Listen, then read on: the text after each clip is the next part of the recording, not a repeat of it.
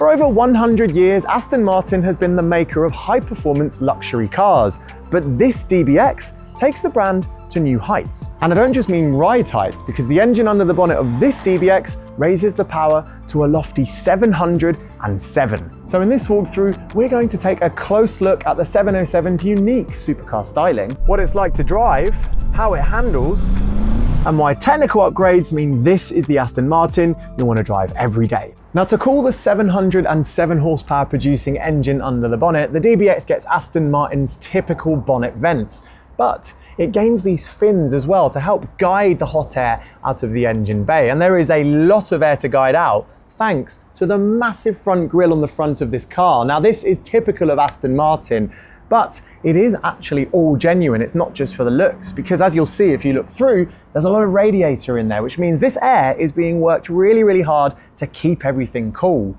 And the air is also worked onto the bodywork as well, because you'll notice the sculpted design of this DBX. That's where it gets its supercar looks instead of SUV looks. This is a real smooth line over these headlights, again, typical of Aston Martin design. And if you look inside, not only will you spot the blade and brushed aluminium finish, but you'll also spot a grille effect on the headlights as well. This is all working very hard, as are the tyres and wheels on the side, because this DBX, well, it sits on 23-inch alloy wheels. And these, by the way, are 23-inch at both the front and the rear, but the P0 performance tyres on those alloys, well, they are slightly wider at the back for even more grip. And if you look through the wheels, you'll also spot that we have some carbon ceramic brakes, and those are working with some massive calipers, which really emphasizes the performance potential of this car, as does the fact that the stance is squat. It's like a bulldog crouching down.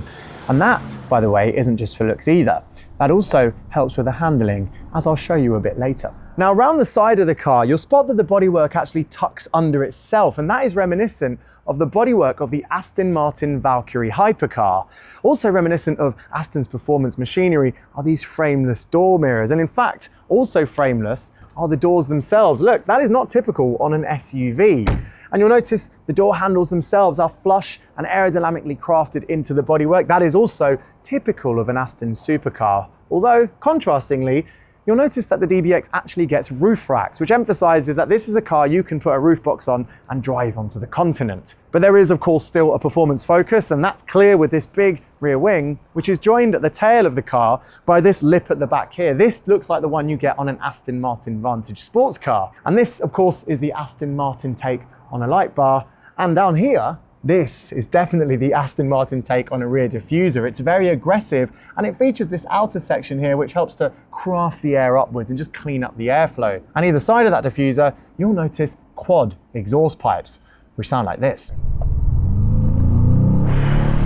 That V8 muscle, it is such a recognizable sound, because this actually has the beating heart of an AMG Mercedes, but this one has been hand assembled in the UK, and Aston Martin does give these engines a unique tuning, and the same is also true for the gearbox as well. This is a 9-speed gearbox, so you have a lot of ratios to play with, and they can really be played with on the open road, because we have these lovely shift paddles attached to the steering wheel here. So it means you can enjoy the notes of that V8 motor. And of course, with 707 horsepower to play with, this DBX707 gets down a road like a proper super SUV. In fact, it will do 0 to 62 miles per hour in just 3.1 seconds. But the beauty of this motor is that even if you just leave it to its own devices, even if you put it back into GT mode and you leave the auto gearbox doing its own thing, well, then it's just an effortless motor that just feels very muscular when you need it to be, but also very quiet and very docile as well. But of course, for this to be a true Aston Martin, it needs to ride and steer just as nicely as it gets down a road. And well, I have to say, the damping and the air suspension setup on this car feels typically Aston Martin, because look, if I go into a corner, I can chuck it in and the body control is fantastic. And yet, because I can soften off the suspension independently from everything else in the car, the ride remains really good. This is a bumpy road. We brought it to one of the bumpiest B roads in the area, and yet the ride remains comfortable, it absorbs the big bumps, and it even isolates some of the higher frequency stuff as well. The way this thing just threads through the roads with its lovely steering, it will really surprise you. I mean, it is uncommon on big SUVs, but Aston Martin has managed to do it.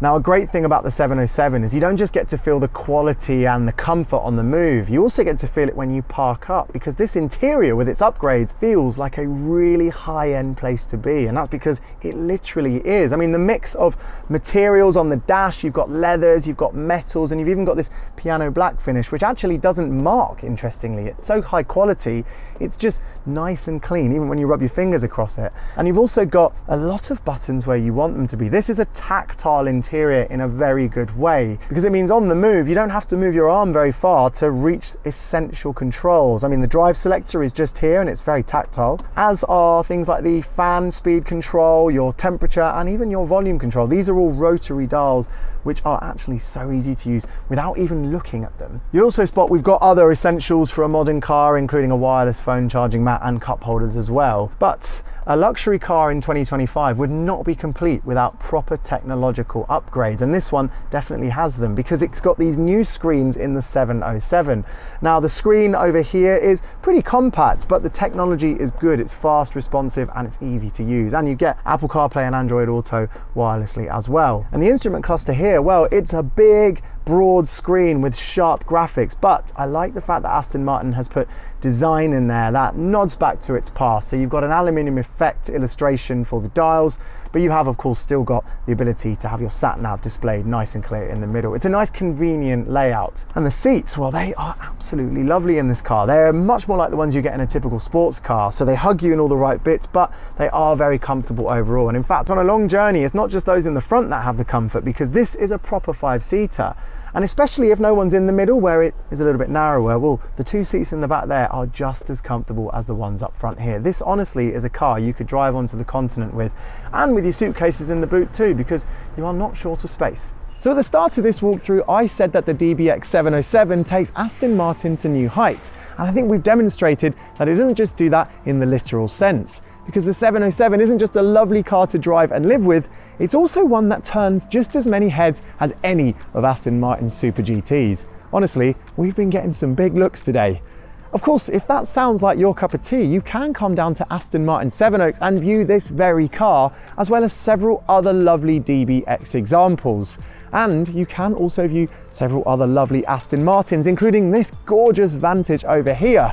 One I wish I could be driving next, but I need you to comment below before we can really justify it. But if 707 horsepower is not enough for you, BMW's just launched an even more powerful super saloon that redefines the genre.